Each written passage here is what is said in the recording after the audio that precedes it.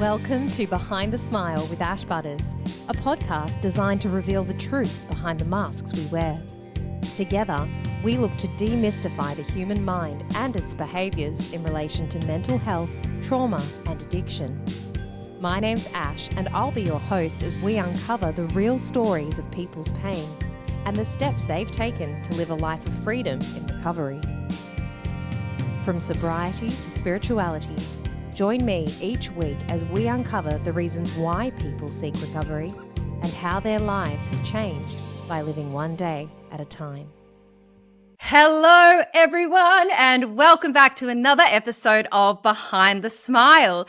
Today's guest is Sabrina Zohar. Sabrina is a dynamic figure in the world of entrepreneurship and media.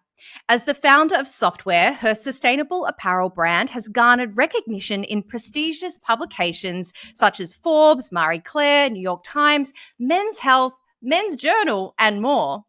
Beyond fashion, Sabrina is also the creative mind behind the highly acclaimed podcast, Do the Work. In just 12 short months, the podcast has soared to the top 0.5% globally, accumulating over 5 million downloads and earning a remarkable 4.9-star rating on Spotify and Apple. Her influence extends into the digital realm, where she commands a massive following across TikTok and Instagram. Notably, Sabrina has ventured into the realm of love and relationships, leveraging her insights to become a successful dating coach.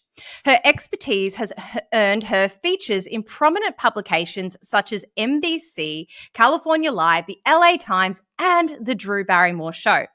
Sabrina is truly a versatile force, guiding individuals to success in fashion, podcasts, and the intricate world of love and relationships. So without any further delay, dialing in from the US, I'd love to welcome Sabrina onto the show. Hello, good morning, good afternoon where you are. How are you? Hey, Ash, I'm so good. Thank you. Thank you for quite an intro. And I'm so excited to be here. And good day, mate, from this side. I'm not even going to try. Oh my goodness. I was saying to you earlier, I have just been so excited for this conversation. I'm a huge fan of Do the Work podcast. It is just brilliant. I love your rawness, your authenticity, all of the conversations that you have and the topics that you cover that I feel like other people shy away from. So I am just super pumped to dive into that today. But before we go any further, I would love for our audience just to get to know you a little bit better, Sabrina. So can we kick it off with, where do you live? What does an average day look like? And what do you do for fun? Ooh, I love this. Okay. So I live in San Diego, California. I would say sunny California, but it's been fucking monsooning here. So just California for now. I got bait and switched is really the thing that I'm going through here. That's why I moved here. Who knew? But anyways, so a typical day for me is all over the place. Like usually Monday through Friday, I take clients 2 to 3 hours of the day. I will record 2 to 3 podcasts, like whether it's somebody else's, being on somebody's, already today I've done 2 clients, 2 podcasts, got my nails done, going to a doctor after this, and then I have work done to get later today before my nephew comes over for dinner.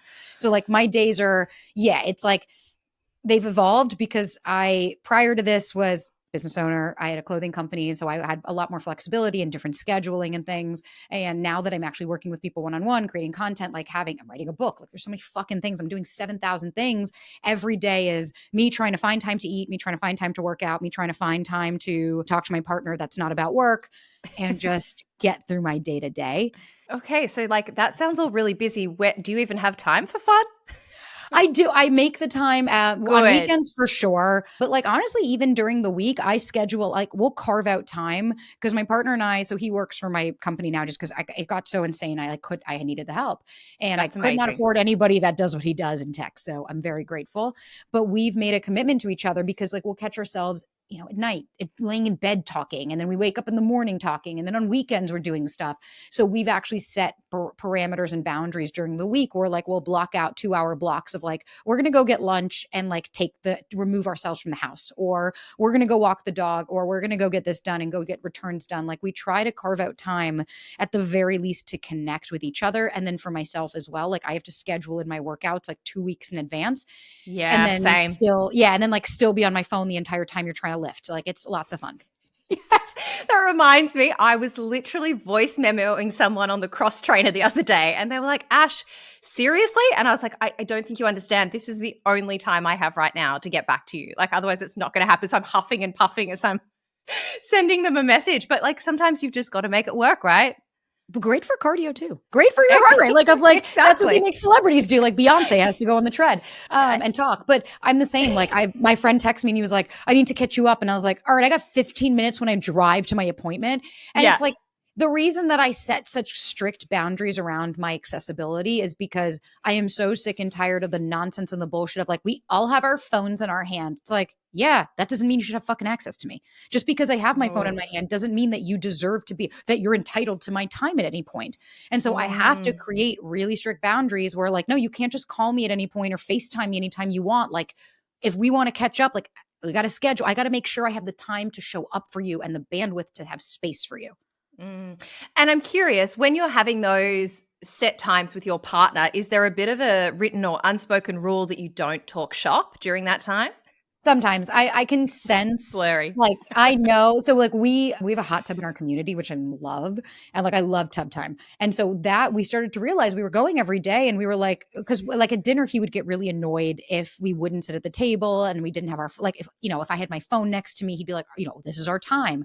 Then we realized tub time was our time. So we carve out 30 minutes a day, no like non-negotiable. So whether that's during the day to go to the hot tub when it's not fucking raining. And that's where we just like, we'll talk ideas, we'll talk like whatever. And then at night, we'll take a bathtub together and we try. Like sometimes I'll talk about work and he'll literally say, like, you know what, babe, maybe for now, we don't talk about that. And I'm like, you're right.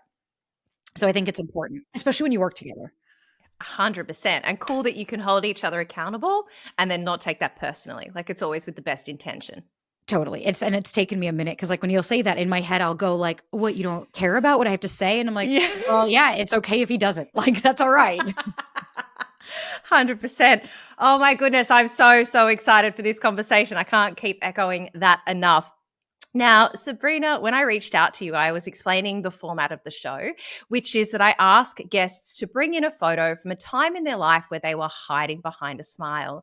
And you shared an epic photo with me. So I would love for you now to please describe the photo for our audience members. If you're watching this, we'll be coming up onto the screen now. But if you're listening along, then Sabrina's going to describe the photo. And then can you talk about what was going on for you at that time in your life? Totally. So the photo is 2019, April 2019. I'm at the beach, like my arms up, and I'm in a red swimsuit, looking like I'm having the time of my life, looking really snatched. And I remember posting that photo and people being like, oh my God, babe, you look incredible. Oh my God, look how much weight you lost and blah, blah, blah. Little did they know that my ex and I had just broken up. I lost 30 pounds because I was so sad. I literally couldn't eat. I was crying into my bowl. I was suicidal. And that photo, the reason I smiled in that photo was because the call I got right before it was taken was I had just enough money to pay for my divorce from my ex by a brand deal because I was so broke. I couldn't even get that done from an abusive relationship. I didn't know how to get out of it. And that's why I was smiling. And I remember people always saying, wow, you lost so much weight. And it's like, yeah, that's what depression will do to you. So I think on the outside, when you see the photo, you're like, oh my God, look how great she looks. She's having a great time. And it's like, oh, that was the first time I had smiled in probably a month. It's so interesting, isn't it? The perception that we can give to others to make sure that everybody thinks we're okay. Why were you feeling like you needed to smile at that time? And were you smiling in front of people all the time, or was it just in the instance where there was that photo taken? Anytime I'd be in public. So like at home, Wow. I was literally like, and so my ex and I broke up like 4 months prior to that photo being taken, but that was when I had finally like got him out of my house. And that was the first time I went down to see my mom in Florida where she lived. That was the first time I'd been without him. So it was it was really scary for me because we had been together for a year and a half and he was a raging narcissist and like completely, that's why I was a shell of a human. He was my father. He broke me down. He gaslit me. I mean, his mother was incredibly abusive in our relationship and call me all the time and scream at me and put me down. And like, and here was my part in it. Like I believed it. I had my own shit. I'm not going to like make this all about him. I had my own insecurities and stuff that I believed what he said. So when I would go out in public, I remember the reason my mom had to come to town originally, I took her back to Florida was because I fell on the floor in the middle of the street crying hysterically, and I saw a bus coming and I wasn't moving. And my mom literally grabbed me from the street, and that's when she was like, "You're not okay." And so that's why she took me to Florida, was to get the fuck out and to do something just to get myself out of it. And I remember screaming, running down the beach, "I got the money, mom. I got the money. I'm finally free from him." And that's when she was like, "Give me your phone." And she took a photo of me on the beach, because I remember her, she looked at me and she was like, "You're going to remember this photo because I'm going to get my girl back." And like, that was that low point that brought me back up of, okay, I can't go through this. I can't let myself drop down to 108 pounds. Like, I'm 5'8". That's not healthy. Yeah. And it's like, you can see in the photo how frail I look, like how tiny I look. And you can see my eyes are hollow. It's like, yeah, at first, Rain, for me, I came from a background where my father, very different to where I'm at now. To give you perspective, like when COVID happened and I posted a story of me in my factory with software, and all I said was, "I'm fucking scared. Like, I don't know what's going on. The world is closing down. I don't know what to do with all this stuff. I can't breathe." Like, it was this whole vulnerable post. And my dad called me and said, "Yo, take this shit down." And I was like, "What are you talking about?" He's like, "You fucking idiot. What are you doing telling people you're not happy? What the fuck? You need to be happy. Okay, smile. Show people you're happy. They don't want to know about your bullshit." And that's when I was like, oh, this is where I learned that you always have to be happy. And even now, my dad came to town. I hadn't seen him in 2 years. And he goes, "Are you happy?" And I was like, I looked at him and I was like, "What's the right answer to that?" And he goes, "Just be happy." And I was like, oh, oh, that's it? Oh my God, just be happy? Wow. This whole time, you fucking guru, I didn't realize that's all I need to do. It's so true, isn't it? There's two major things that you've just touched on there. The first one, which we talk about a lot on this podcast, is the ideas that we apply to ourselves that aren't even ours. They were handed to us by our parents or our primary caregivers, and we adopt them. And unless you go to therapy, unless you have some sort of spiritual experience where you start to actually reflect on your life and look back at, like, what are my core beliefs, and are they actually mine, or are they someone else's that I need to give back, then we're ruled by them unconsciously, which is just huge. And then that idea of happiness, it's so interesting, right?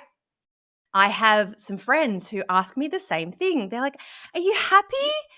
And I'm like, I don't know how to answer that, because there's days where I'm not. And is it okay to not be? Like, I know it is, but for me, that's not the barometer of like success anymore. For me, it's actually contentment. Like, am I 100%. content?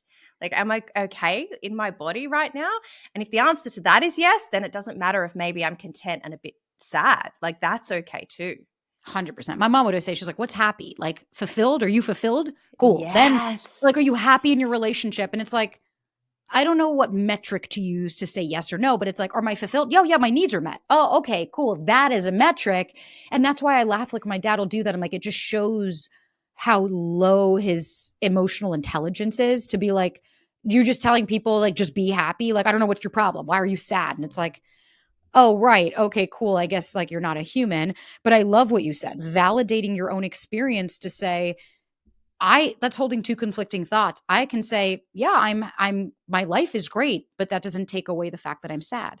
And we are in such a time in a culture of like shame and blame, and God forbid we allow people to have emotions and validate that. And I get this every day where people will write in like, I meditate every day and I journal and I do all this, but I'm still sad. And I'm like, okay, cool. Do you think that the healing journey is so that you don't feel other emotions? What we do this work to do is to make space to be able to handle those emotions. And if we don't have an emotional resilience that we build up, then good luck being happy, because you won't even know what that fucking means or what that looks like, because without the lows, we wouldn't be able to recognize the highs. Exactly right. It's that duality. We need both. You need light and shade. Like, everything is equal to. And I always think to myself, as a recovering alcoholic, when I used to drink to numb the bad things, I was also numbing the good, and now I get to live life where I get to really, like, when I do have moments of happiness and joy, like, they're so authentic and they're so rich and full of color. On the other side of that, when I feel pain, fuck me, it hurts. Oh, yeah. Like, but I know I can get through it today. And it's also like, what is the lesson in this when I am in those, like, every time I hit one of those emotional bottoms, like, what is the lesson? What am I trying to learn here? And there's always something. And often for me, the greater the pain, the greater the growth. And even like, I love that because even something to learn there is like, that I know that I'll be okay no matter what. Like sometimes I think we're always looking for these like crazy fucking lessons and it's like maybe sometimes that lesson is just learning that I'll be okay or that I don't need somebody in my life. And it's like, I am so here for even just allowing that. But I think if we don't understand and learn how to be able to receive a spectrum, then it's like, cool. Like you said, if we don't have the dark, we won't have the light. If we don't have rest, you can't always be working because then that's the duality of sleep and rest and recovery and your body needing time. And I think it makes sense that if you grew up in a household where it wasn't safe to have emotions, then you wouldn't understand how to be able to hold emotions because no one ever taught you how to process them. Yeah, so, so true. So Sabrina, when I reached out to you, remember I asked your sobriety date, and that's just something I ask all of my guests. And you're here today. We're talking about relationship and love and all of that great stuff. But I do still ask the question. And you were sharing with me, "Hey Ash, I actually don't drink alcohol, but I don't really have a sobriety date." Can you talk to me about what inspired you to remove alcohol from your life? When did you do it? How did you get there? Totally. So realistically and honestly, I used alcohol to like fit in with people. I never enjoyed it. It wasn't like, oh, I love the flavor. Like I see people have a glass of wine and it's like, man, what does that feel like to enjoy that so much? And so like when I was 16, my mom she was raised in France for a few, like she lived in France when she was a baby. And she's like, when we're kids, they give us wine. So she's like, I don't want you to have I don't want to make it taboo. And at 16, my mom gave me a bottle of red and a bottle of white and said, all right, I have a house. She was having a house party. She was like, have at it. I got so wasted that I threw up for hours and like it was the worst night of my life. I didn't drink wine for almost 10 years after that, like 6 or 7, like almost 10. It wasn't until my 20s where I was like, even now, if I smell it, I'm like, bleh. So when I moved to New York, I really adapted to alcohol because I felt like I had to. I felt like that was the only way to fit in was, oh, my friends all wanted to go to bars. Okay, I'll go to a bar. Yeah, you want to drink whiskey? Because I'm a badass bitch that drinks whiskey. I don't drink that little shit that you drink. And so I was doing that. And then when I got my dog Clem when I was 22, I remember like the day I got, or the next night after I got him, I went out and all I kept thinking about was going home to him. And that was literally the moment when I was like, this dog's going to change my life because I stopped partying. I stopped going out. I wasn't really into it. And then I'd still drink to date. And then just started getting to a point where I was like, I don't feel good. I started really understanding my body and saying, yeah, but I don't enjoy this. I don't like this. Every time I drink it, I'm like, ah. So for me, it was making a decision. And so then as I started to date, especially in New York, like I remember I lived next door to a wine bar. And so all these guys would always be like, let's just go there. Let's just go there. Oh, yeah, I love this place in Williamsburg. And so for so long, I was like, all right. And like, I would always order the charcuterie board. I would never drink the wine. I would just get the food and snack. And then I realized like after that, I was like, what am I doing? You're trying to do this to fit into somebody and to fit into somebody else's mold. And so then I stopped going on alcohol drinks and dates. And then I stopped engaging in that stuff. And I was like, I'm going to set a boundary. I know that me telling guys, hey, I'm not a big, like, do you want to grab a drink?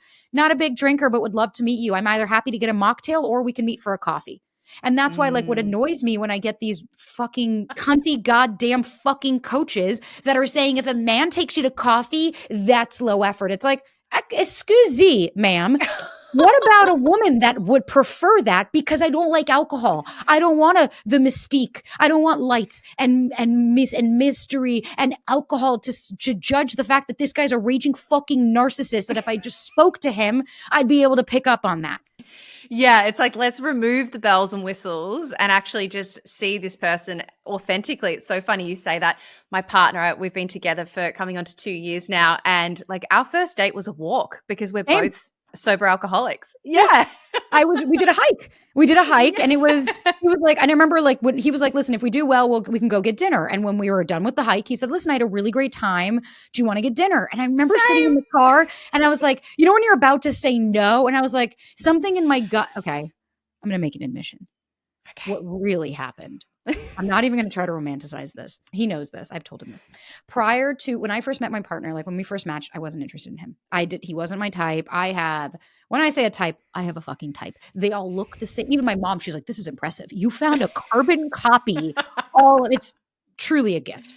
And my partner and that's why when people ask me, like, what do you mean he wasn't your type? I'm like, I'm not being an asshole. He only dates black women. I am not a black woman, so I'm not his type. And I only date thin, tall, athletic, tattooed men. That's not him. That's okay. I still am attracted to him. But when we met, I was like, I remember my sister, the first thing she said was, that's not your type. And I was like, I know. And so then when we went on the hike, realistically, we were talking about how'd your last relationship end and what did it teach you about yourself? And I had said, well, he said, why'd your last relationship end? And I said, it actually ended 3 days ago. And he was like, really? And I said, it was a 2-monther. It wasn't big. And I was like, well, one, because I didn't appreciate the way he handled with Clem when he passed away. Like, that was my best friend and you weren't there. Like, you can go fuck yourself. But two, he had erectile dysfunction and he wasn't willing to take any accountability of it. And he kept blaming me and saying that he wasn't turned on enough. And I was like, what? What? Made no fucking sense. And so then when I told my partner that, he's like, yeah. And I said, and he was like, yeah, I've definitely had issues in the bedroom with women, but that's not it. And I said, what is it? And he was like, he alluded to the fact that he had a big dick. And so when we were in the car and he said, do you want to go to dinner? All I kept thinking was, I really want to get laid. I haven't been laid in like 3 months. You said you had a big dick. I want to find out. And so I wasn't into him. And so when we went back to his house to change, he was like, let's meet at mine. We'll change, drop off the dog and then we'll go to dinner. I changed and and then I remember he came out in his cute, like his outfit. I hated the way he had his clothes on and like I hated his car. Talk about the ick. I was finding every fucking reason not to like him. Right. And so I remember when he walked in, I remember looking and I was like, oh, like he actually looks cute. And so I laid on the bed and he looked at me and he was like, he even admits now, he's like, I knew what you were doing the minute you laid on the bed. He's like, I knew what was happening. And then sure enough, he came up and we hooked up and then we went to dinner. And I remember leaving going, I'm never going to see this guy again. Like, whatever. But that's the reason why I did that. No alcohol, nothing. I had needs. I wanted to get dick down and I fucking did it. Yes. And it worked out, right? It worked out. Had we gone for drinks and that was it, I wouldn't have been interested in him because I needed to, like, truthfully, the intimacy helped me realize, like, whoa, this person has passion. Like, this guy's not boring. I was like, whoever I had, all he was I talk a lot and he takes a long time to process. So I didn't know that about him, that he pauses. Like, if you hear him speak, you'll ask him a question and then he'll talk. And so when you don't know that about someone and you're like, I guess this guy's just not going to talk, so I'll say something else. 100%. I'm nodding and nodding and nodding because the more you talk to me about your situation, it's like literally reflects mine. I'm the same. I'm the louder, outgoing one. I talk a lot. My partner's super quiet. He pauses. He thinks a lot. He's introspective. And it's just all that stuff. And it literally, and I've shared this on the podcast before, for the first 6 to 9 months of my relationship, I was convincing myself every day why I shouldn't be in that relationship. Like it was, and exactly the same. I didn't think he was my type. It wasn't any of the things I kind of had on my imaginary list. All these reasons why I was like, it's time to run. It's time to run. It's time to run. And then, I had some beautiful mentorship from my sponsor and my therapist, and they kept just saying, Ash, let's just stay a while. Let's just see how this feels. And, thank God for that, because something clicked at around the year mark. And then another really interesting thing was, and I've heard you talk about this on Do the Work, which is that idea of I used to always, every relationship I've been in, it's moved super fast, like super duper fast. We're living together within 6 months. My ex-husband and I were engaged within a year and a half, like all of this stuff, and that's always been the way. And I think it's because I'm chasing that feeling, chasing that dopamine.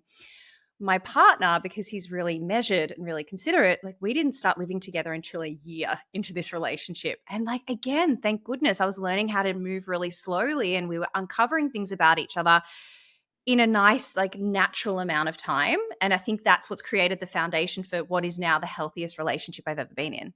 100%. And I love that, because the reality is, I get people that fucking lose their marbles on me when I say to go slow. And I'm like, okay, here, let me pitch this to you. If this is your person, what is it going to matter if we wait an extra month? And I'm not saying to go slow. Clearly, the girl that fucked her boyfriend on the first date is not saying that we need to play Pollyanna. But what I am saying is if it's okay that how many times, I'm sure you hear this, even just friends, forget about anybody, of he didn't text me and it's been 2 hours and you're like, dude, what the fuck? What are you attaching to this person? Because if you want that immediacy and this, yeah, because anxiety is a fear of the future. Anxiety is really hard to sit with. But if we can train our body to do things that are fucking hard, then we'll actually give people an opportunity for us to get to know them authentically. Because here's the thing. I didn't love my boyfriend because we went out to nice dinners. I didn't love my boyfriend because he was just good to me. No, on the contrary, I was trying to push him away because I wasn't used to that. I kept trying to come up with I'm not ready to receive this. No, you know what? I love my fucking partner because we would have conflict and then the way we would repair it. So if we had an issue and I would say, hey, I didn't appreciate this. We made plans and you completely blew me off. What would I get? I'm so sorry. I sincerely apologize. You're right. I need to take accountability. How can I make this up to you? I'll never do this again. And then he wouldn't do it again.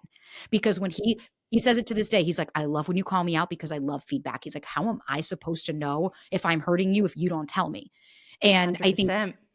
that's the misconception of a healthy relationship. Where I had one where I shared a story how his sister, my partner's sister, committed suicide a couple of years ago. And when we went away, it was her anniversary and I didn't know. And so I didn't realize because I didn't meet her. And so he was being just really dismissive. And so we had to talk and we were there and I was there for him and it was a great conversation. The people that wrote on the video that I had said, sharing that of I don't need to communicate to my partner that they need to communicate with me, way too much work. And it's oh, so you think a relationship, do you think intimacy is formed just when you guys go out to dinner? Do you think that you feel like this is you feel seen, heard, understood, and safe with somebody because they just buy you gifts? Nah, motherfucker. You feel safe with somebody because when you express yourself, they create a safe space for you to do so. That comes with conflict resolution and fucking time. You know that? Totally. Oh, and how, what about being a mind reader? You can't expect that of a partner. That's protest behavior. If when you Ah. expect somebody to read your mind, that is because as a child, you couldn't actually share with your parents. You're always hoping that they were just going to anticipate your needs. And if you didn't have someone that could, you just assume that everyone's going to read your mind because, well, they couldn't. So why can't you? It's protest behavior. I don't feel comfortable expressing myself. And it's well, that sounds like a personal problem. Oh my goodness. That's so true. And you just shut down. Speaking from experience. Yeah. Thankfully have learned how not to do that now. Oh, I even sometimes if you shut down, yeah, you could be a human. Sometimes I'll do that. My partner will say something and I'll just sit there and he'll look at me and he's like, you're shutting down, aren't you? And I'm like, I am actually. Mhm. It's normal because we have to remember triggers are not a bad thing. It's just a beautiful opportunity for us to explore what's coming up for us. And I think we're so scared of feelings that we're like, oh God, I felt something, I'm out. And it's well, you only want to feel the good, but you also have to learn how to feel the bad too. Absolutely. It's what we were talking about earlier. We need the light and shade. And also every time it's an opportunity to learn from it. And I know for me, when I do have those feelings of wanting to shut down or, my MO used to be just the silent treatment, But the beautiful thing is today, I'm in a relationship with a partner who doesn't take it personally. And he'll also call me out in a loving way. He'll say, I can see this is happening right now. Do you need some space? What can I do? Whereas in the past, and this is something I still work on, it's if my partner had a feeling, I'd make it mean that I had done something wrong. And half the time it had nothing to do with me. And then then the other person gets defensive. And then all of a sudden you're in this argument because both people are hurt when all it takes is some understanding and some holding of space and it can move. 100%. The best thing to do is instead of react to put a speed bump is to literally give yourself an extra minute. I just sometimes will do that. If I notice I'm dysregulated, I'll literally drop my phone and I'm like, nope, we're not doing this right now. We're not going to answer this email. We're not going to read this. We're not going to respond to this fucking troll. We're not doing that because that's coming from me having to protect myself and keep myself safe. And honestly too, it sounds like what you were even describing, when you take things personally of your partner is then we start getting into trying to emotionally regulate other people of, oh, well, you're sad. Okay, well, what can I do then to make you happy? And it's why are we trying to emotionally regulate people? Or, hey, calm down. You should relax. It's how is that helping people? I don't need to control how you're feeling, but instead I need to make space to allow you to feel that because this is the number one thing. And I'm sure your partner sounds very similar to mine. I hear this every day of why won't my partner open up to me? And why won't he express himself? And it's oh, well, let's see. Because when he does, I had a client that did that and she had a big talk with him and she was I really want more, blah, blah, blah. He was out and he texted her the next day saying, or a couple of days later, just saying, I'm thinking of you and I miss you. Her response was, let me guess, you were drunk. Oh. And he was like, no. And it's that's why when I asked her, I was what was that about? And she's well, because he's never said that. And I was yeah, but you expressed yourself asking him, saying that you needed more. And then when he tried, you shamed him. You put him down for expressing himself, trying to invalidate it because you couldn't receive that thinking it was genuine. Because you can't process and accept that you speaking up your needs actually means that maybe somebody could satisfy them. My goodness. My goodness. You've touched on the word attachment a couple of times, Sabrina, and I know you talk about this a lot. And I would love for those listening along who may have heard about this attachment theory stuff kind of being thrown into the ether. I think for some reason I'm hearing it a lot more now, kind of over the last couple of years. Yeah. Can you, like, super top line, just explain attachment theory? What are the different attachment styles? What do you relate to? Absolutely. So attachment theory in a very, very, very layman's term is the way you attach to your parents and your caregivers. So it's like the way you learn to attach to those early caregivers in early years. That's why when so many people will say like, I have all this, no, my childhood was perfect. And it's like, well, that doesn't discredit. You can have a great childhood and two awesome parents. That doesn't mean that they were able to attune to your needs.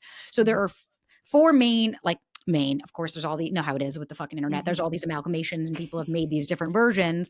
But on highbrow, there's a secure attachment, which means that they have high sense of self and high sense of others. So they can give and receive love. They trust. They have security. They were raised in a household where their parents allowed them to feel feelings or validated their experiences and taught them independence and interdependence. So they know how to be alone, but they also know how to share space with other people. And mind you, all of the attachment styles can be changed. This is not fixed. So it's just what you learned. So like I'm significantly more secure, was not for a long time. Then we have where I used to be, the anxious attachment style. The anxious attachment style is low sense of self, high sense of others. So what does that mean? Fear of abandonment. Always thinking someone's going to leave you, someone's going to abandon you, no one's going to be there for you.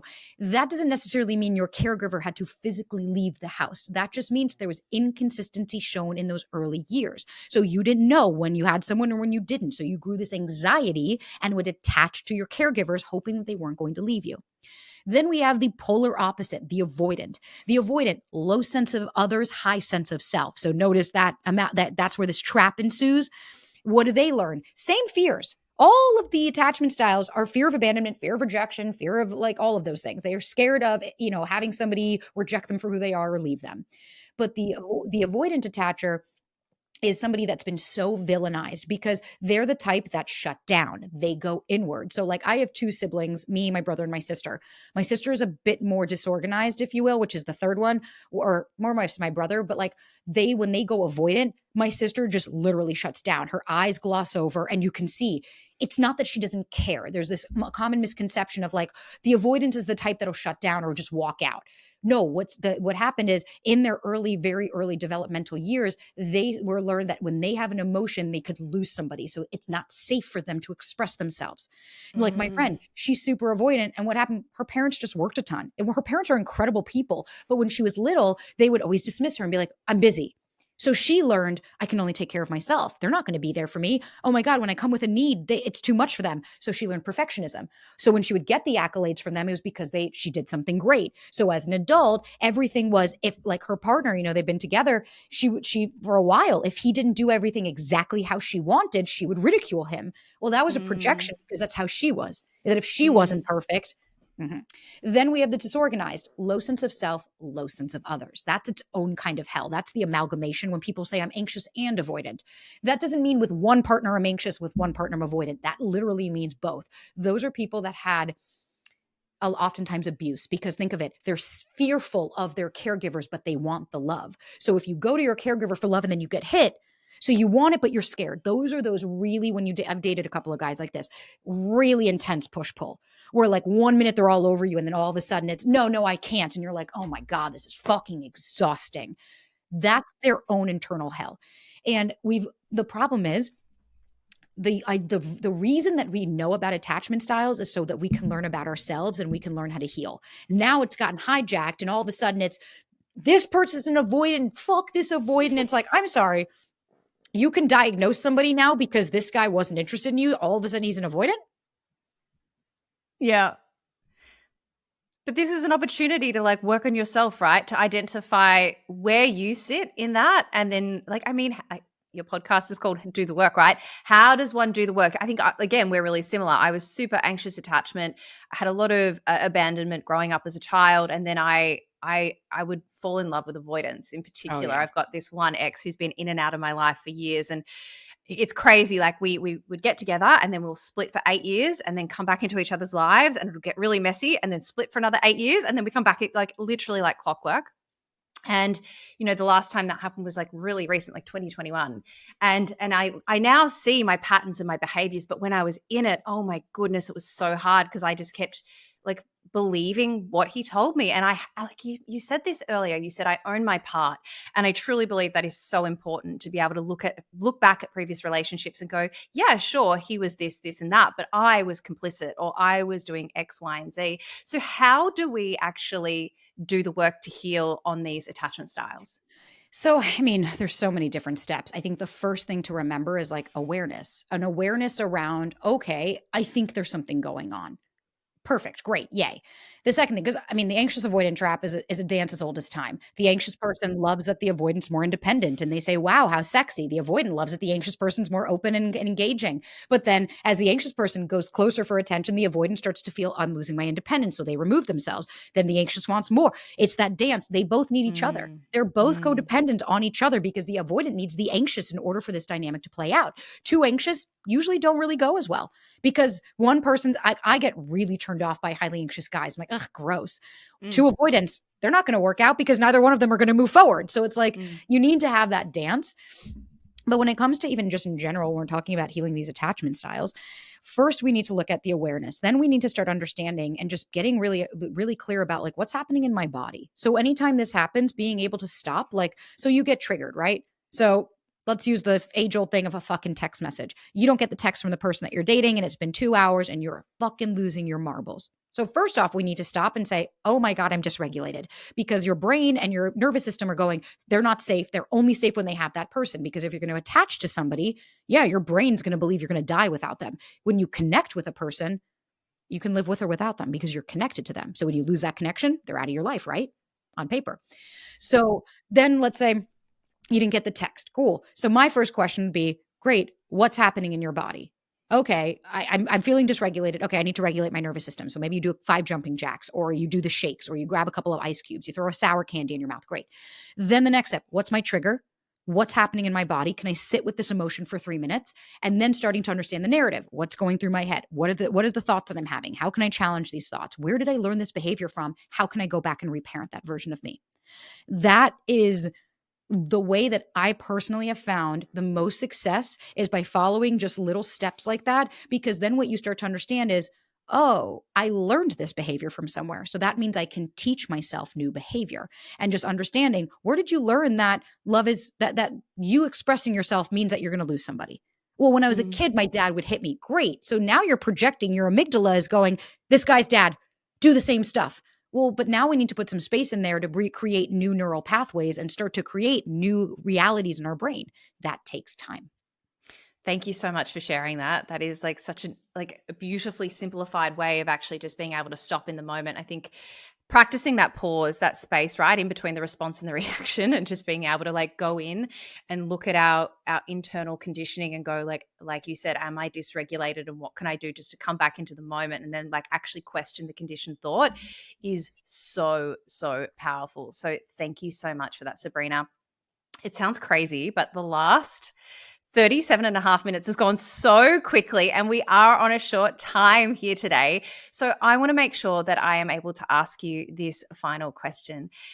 You have come such a long way in your journey, and I'm definitely inviting you back onto the show because I feel like I have so much more to ask you, Sabrina. But what I would love to close this conversation on today is, what are your 3 non-negotiables that allow you to live your life today happy, joyous, and free? Personally, so movement, 100%. Like I can't be without movement. That doesn't mean I need to go and lift 1,000 pounds, just going for a walk, doing something for myself.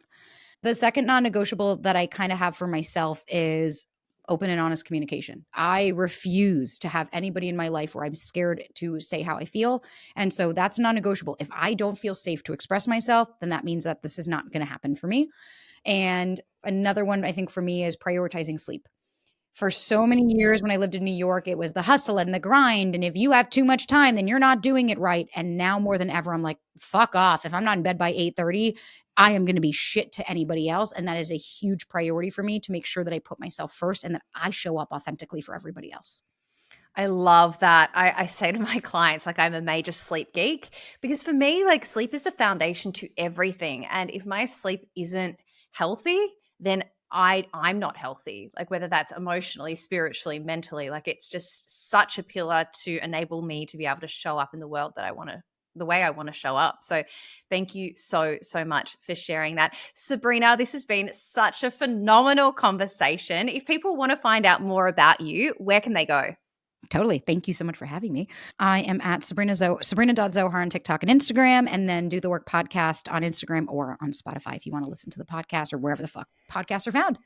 Yeah, amazing. I will link all of that in the episode show notes. Sabrina, we say here on Behind the Smile that when we recover loudly, no one needs suffer in silence. So thank you so, so much for joining me here today.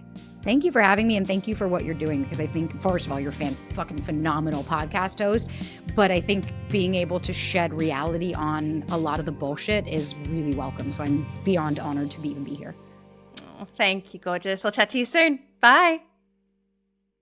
A big thank you for tuning in today.